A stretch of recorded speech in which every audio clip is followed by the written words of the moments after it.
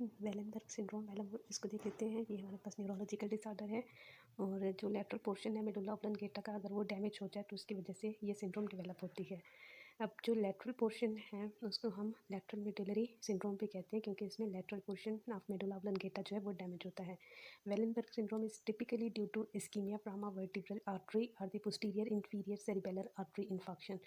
अब ये जो lateral portion of medulla oblongata damage हो रहा है उसकी रीज़न क्या होती है?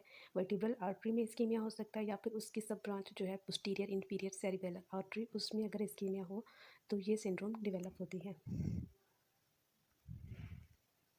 वेलेनबर्ग सिंड्रोम में मोस्ट इंपॉर्टेंट हमें एक ट्राइएड मिलता है। Triad means collection of 3 symptoms या फिर science.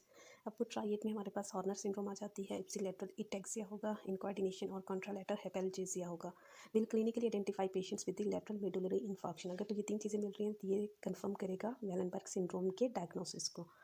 Facial weakness and medullary ocular symptoms are frequent and do not necessarily imply that the infarction extend beyond the lateral medulla.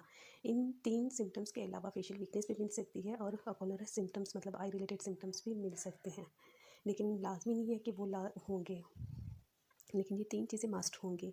ये 3 चीज़ें present हैं तो वेलेनबर्ग डायग्नोसिस पॉजिटिव। इसके अलावा जो लेस कॉमन सिम्टम्स हैं वेलेनबर्ग सिंड्रोम की, उसमें डिफिकल्टी स्वेलिंग है, जैसे डिस्फेजिया भी कह सकते हैं, हॉर्सनेस है, डिसीनेस है, नोजिया एंड वॉमिटिंग है, rapid involuntary automatic movement of eyes होगी जिसे हम निस्टैग्मस भी कह सकते हैं, problem with the balance and walking, lack of pain and temperature sensation on only one side of the face. जैसे हमने हाइपोअल्जेसिया का पढ़ा था कि इसमें लैक ऑफ पेन सेंसेशन या लैक ऑफ टेम्परेचर सेंसेशन हो जाती है, लेकिन फेस के एक साइड पे ही होगी, इप्सिलैटरल साइड पे। Thank you.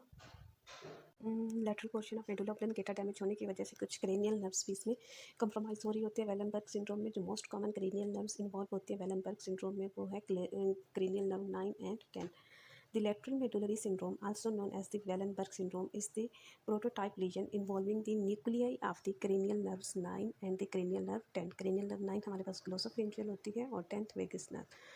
इन दोनों के न्यूक्लियाई भी इन्वॉल्व होते हैं।